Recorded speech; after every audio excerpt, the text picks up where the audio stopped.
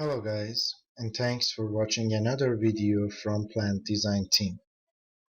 Please subscribe to our channel and hit the notification to get update once we upload that video into the channel.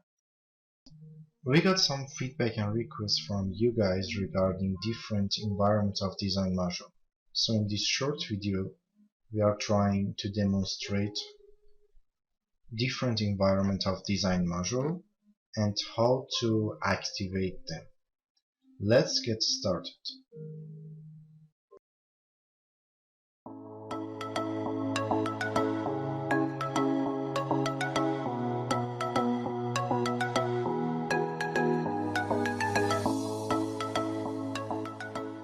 So, first of all, you need to run PDMS. If you don't know how to run PDMS and how to define the parameters for window logging, I'm encouraging you to watch the other videos already submitted and uploaded in the channel to see how to log into PDMS, how to add or remove elements from members to the draw list. So once the window opened, you will notice that there is a DOS prompt console which is connecting to your database and connecting to your windows. You shouldn't close this DOS prompt window because otherwise this will disconnect your data, and in some cases you will see that PDMS will automatically restart it. So just minimize this and keep this window all the time open and running. There is a design icon which normally you do the save and get the files from the other users, and between two separator that you are seeing, we are talking about different environment. We are in general module, and for doing the mechanical modeling we are going to the equipment environment. For modeling the piping, we should run the pipe work environment in design.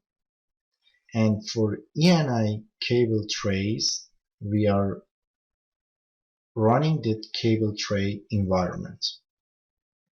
HVAC designer is using for ducting modeling, and a structure has 4 subdivisions, which is beam and columns for modeling of the structure, panel and plate for modeling of the civil, wall and floor for architecture, and for access way stair ladder modeling we are using ASL modular environment. If you want to model the building, you need to run building environment in design module, and if you want to define the different templates, you go to design templates. Also, for modeling cabling system, which we are using an E&I, we can use the cabling system.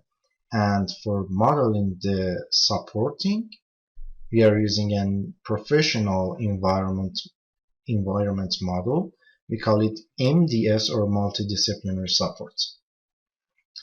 So that's what do the first part, but I would like to tell you something about the members and explorer, which we discussed about this later. There is a design explorer window which you need to all the time open it. This is somehow managing the connection between created and generated elements to the draw list. So wherever you create or the other user create anything on the database, you will see the elements here. We are talking about this once we talk about the hierarchy, but just to know that each module and each environment of PDMS has a separate hierarchy which already defined in the algorithm of PDMS. There is another window, we call it members. The actually old user knows this better.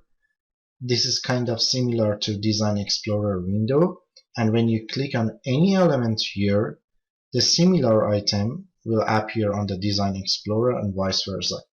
You need to open all the time one of these windows because you need to know that which items is your current element and which action actually you are doing to the elements.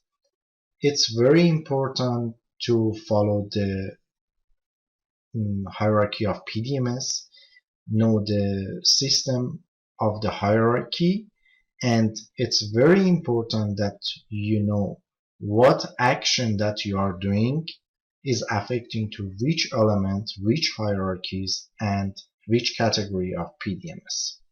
We talk about this later once we generating the first hierarchy in PDMS. Thank you for watching this video again and stay safe.